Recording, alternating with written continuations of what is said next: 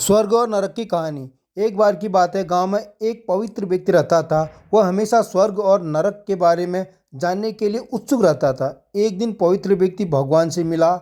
जब वह भगवान से मिला तो उसने पूछा, प्रभु आप मुझे बता सकते हैं कि स्वर्ग और नरक कैसा है? भगवान मुस्कुराए और उसे दूसरी दुनिया में ले गए।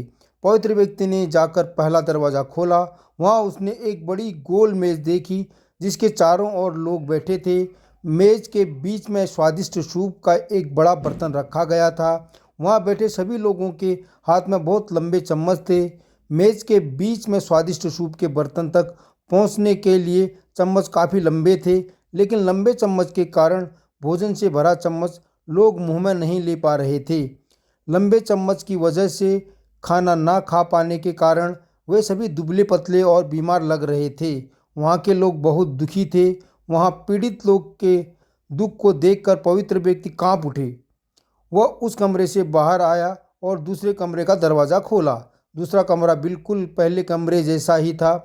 बड़ी गोल मेज और उसके बीच में एक स्वादिष्ट सूप का बर्तन।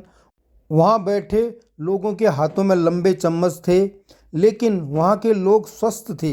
वे एक दूसरे से बातें कर रहे थे और खाना खा रहे थे। पवित्र व्यक्ति यह देखकर प्रसन्न हुआ और उस कमरे से बाहर आ गया।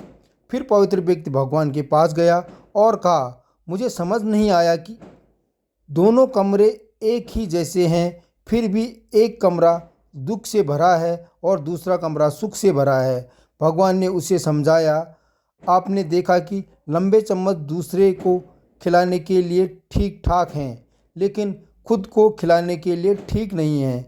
आप जिस कमरे में पहले गए थे वह नरक था। वहाँ के लोग लालची हैं और केवल अपने बारे में सोचते हैं, दूसरे की मदद नहीं करना चाहते हैं, जिसके कारण वे अपना पेट नहीं भर पा रहे हैं और दुख झेल रहे हैं। और दूसरा कमरा स्वर्ग था। वह उन लोगों से भरा है जो एक दूसरे की परवाह करते हैं और प्यार करते हैं, एक दूसरे को उन लंबे चम्मच से खिलाते हैं जिससे वे स्वस्थ और सुखी रहते हैं।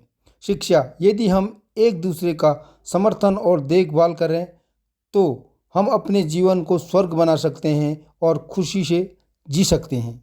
आज की वीडियो में इतना ही। नेक्स्ट में फिर मिलेंगे, तब तक के लिए बाय बाय, टेक केयर।